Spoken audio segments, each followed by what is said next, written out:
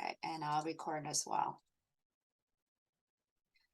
Um, Hi, Sandy. Thank you so much for allowing me to interview you. And really, so maybe um, Brene Brown would have the hearts to want to support us in our story because I think your story is you took a difficult route, a challenging route.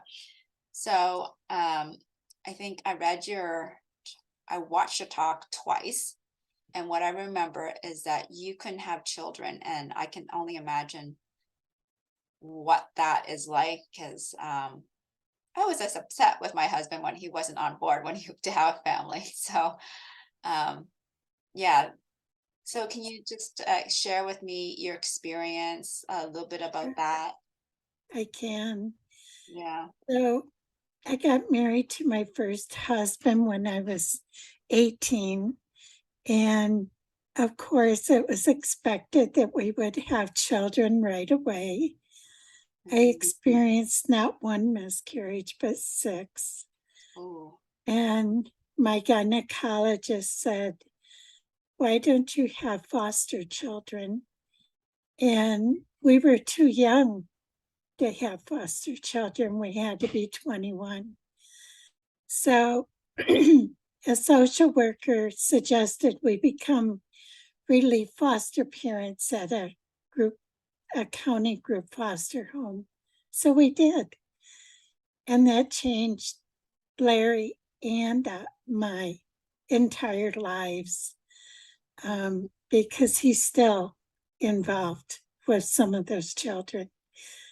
And that led us to our first foster child when we could have foster children, Paul, who had been locked in a room Mm. for the 6.5 years of his life. And Mm. he was like a newborn child. He didn't know how to wear clothes. His little hands were like this. We had to pry him open. He wasn't used to furniture or how to hold a cup, even. And he had been admitted to a hospital to have his cleft palate and his hair lip repaired as an infant, but the family got word that adult or child protective services was coming, and so they removed him. And that was the last he was heard of until his brother's grades started falling in school. But his brother didn't want to turn um, his parents in. So Mm. Paul lived in that room for 6.5 years. And Wow. his brother would let him out on a dog chain so he would get Oh my sunshine during the day. And God. that's because his brother was so young, he didn't know better. Wow. So And Paul was our first foster child. and so you said he had surgery. Can you explain that surgery? I'm so sorry. That's okay. He had surgery on his hair lip to What? repair it, but it wasn't done very well. I think it was done by students. But Oh. Paul was also our first adopted son. We didn't adopt him till he's 11, the legal age that he could give consent. Even though he's nonverbal, I wanted him to have a say. So he gave consent to let us adopt him. So we were foster parents, treatment foster parents for 11 years to amazing kids. And Mm. out of that, I could go on with stories and stories of empowerment and the Wow. vulnerabilities. But we also adopted three other children. Lisa, at age 4.5, who had been held under a scalding shower by her birth mother, had her head pounded on the floor because that's what her mother did. And now she has traumatic brain injuries and impulse disorder. Almost killed me one day when I was on the phone trying to get help for her. Mhm. And Kelly and Andy, brother and sister, and we could have adopted them when we adopted Lisa. But I said no because we didn't want to adopt teenagers. They were 10. And let's see, they were 10. We adopted them when they were 11 and 12. So they would have been 10 and 11 at the time we could have adopted them. But when the caseworker called and said Andy had had a 2x4 used on his back, I said, yes, we will adopt him. And Kelly has since passed. Oh. So And now when, I'm raising Kelly's grandson, or my grandson Joseph, with disabilities. He has fetal alcohol syndrome. All these amazing mm, kids have blessed me. right, And that's why I started my company, Self Directed Choices, so yeah, that I could help other parents and people be empowered to mhm, be able to have person centered lives. Because I, as a parent, didn't know about the resources when Lisa needed help. I had to place her 3 hours away for 3 years yeah. So until I you mentioned Lisa was placed 3 hours away for 3 years. Um, was her passing as a result of the way she was raised in the early years? Is that inflicted? that was Kelly. Mhm. No, No, Kelly. Kelly had undiagnosed cancer, Oh, and it moved very quickly throughout her body, even her little heart. mm, She was always very tiny. And I got a call from a social worker the day before Lisa's birthday who told me they were going to put Kelly or Joseph in foster care. I said, no, you're not. I'm coming after him. And I was on the next plane to Michigan. I live in New Mexico. And I got Joseph and Paul, who was living with my ex husband, in my care. Joseph had never even seen his father until oh, after his mother died. And I had to get permission to bring Joseph to New Mexico. And you know what his father's question was? Am I going to have to pay child support? oh my God. That was his question. Oh, That shows the amount of love he had for Joseph. mm, I'm, yeah, I'm sorry that Joseph had to deal with that, has to deal with that. So there was Paul, your first one. We had, I don't know the name.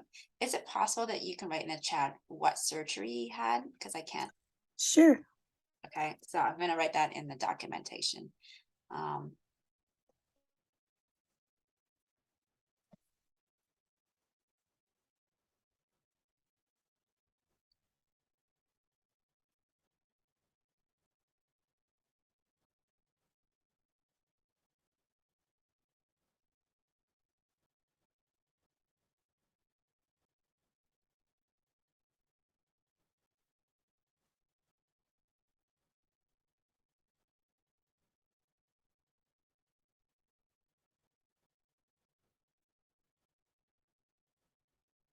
There you go. Hair lip repair. That's interesting. I don't know what that is, but I can research that. Yeah. And so he got locked into, and that was the last time anybody outside his family saw him for 6.5 years. And they locked him up because what again? because he was disabled. Disabled. Okay. And then his brother would let him see the sun and have him on a leash like a dog with a dog collar. That's horrible. Yeah, it was actually a log chain because he didn't want him to get loose and run away. He would crawl. He would crawl and he didn't know how to sit on the furniture. No, he didn't even know what furniture was. He Know that. was fed in a dog pan. Always in a dog pen. Yeah, Wow. because he would eat like this. Oh, shoot. And then your second was a girl, Was Lisa. Lisa, and she was scolded in the shower by her mother. And eventually she had a broken arm, and it was that, and Broken leg. oh, broken leg. And that broken leg was the final straw where Child Protective Services removed Lisa from her family. Well, that's when the judge finally terminated the rights Mm. because the judge kept sending her back. The same judge? Oh my goodness. Okay. And then you had Randy. Andy and Kelly. Oh, oh, two girls, Sandy and Kelly. No, Randy. Andy. Oh, Andy and Kelly. And Andy was hit in the back by a 2x4. Kelly, did she have any disabilities too? She had fetal Emotional. alcohol, but she was high functioning fetal alcohol. It's not FAS, it's FAE. Okay. And that's people with high intelligence. She had an IQ off the charts. Oh, did you ever have it like measured? Yeah, that's what I mean. It was off the charts. And I can't exactly remember what it was, but it was well over 100. She was highly intelligent, but because of the frontal temporal lobe, which fetal alcohol affects, she didn't have that reasoning. It affected her reasoning. Okay. So, Could you put in the chat the name of that fetal like spelling? I don't know what that is. it's FAE. That's what Kelly had.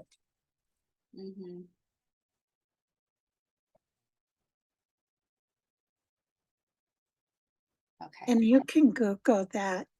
Okay. And you'll find out there's two types. There's also FAS, which Joseph has, and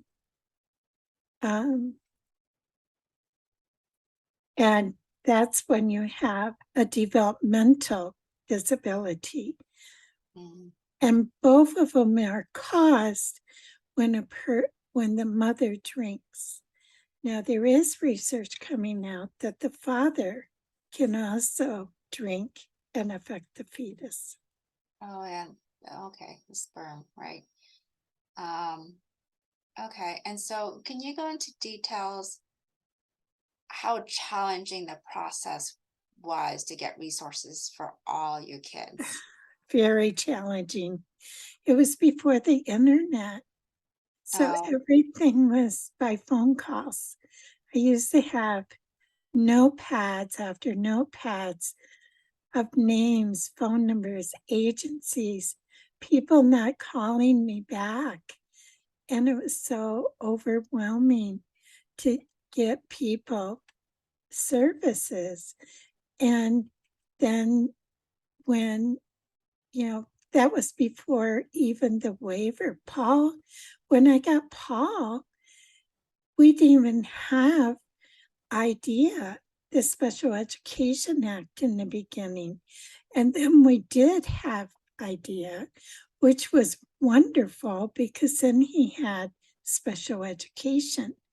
So that was great. Now, and Lisa got special education, and Kelly and Andy were able to go to normal schools, but they didn't get the resources from DVR that they should have received because I didn't know about it. Kelly dropped out of school in her senior year, but she later went back and got her GED. So she did graduate in a sense. Oh, nice. And she does have another daughter, Alexandria, that chose to live with her grandpa Larry. So Joseph has a sister, Alexandria. And so Larry is the grandfather of the Larry's my ex-husband. Oh, Larry's your ex-husband. That's right, right. Okay. Oh, that's cool. You each have grandkids. Yeah, yeah. And then so before the internet and It was very challenging. yes. Resources. And every state, I've lived in 5 states with Joseph, all my kids, well, not all of them, with the kids. Larry and I lived in Michigan and Virginia. Now, since I remarried, I've lived in Michigan, North Dakota, West Virginia, and New Mexico. Nice. So Lisa's lived in 4 states. So you had to do it And over again every all time. those states have different waivers and different Wow. processes. Okay. So when I tell parents, I can help you because I know national resources. I do know national resources. And I have connections in states I don't live in because I've connected with parents and leaders in those states because I Wow. sat in on national boards. Oh, nice. And you do this connection and you don't charge for that. You don't get paid for this at all. No, that's very sweet of you. Um, one of the things I think about when you have these kids with these disabilities, what is it like for you to walk on the streets? I'm assuming, I guess Lisa would be a challenge because she's got impulse issue. So you might have, I can see that you got a handful. I have Paul walk in front of me because he lags behind.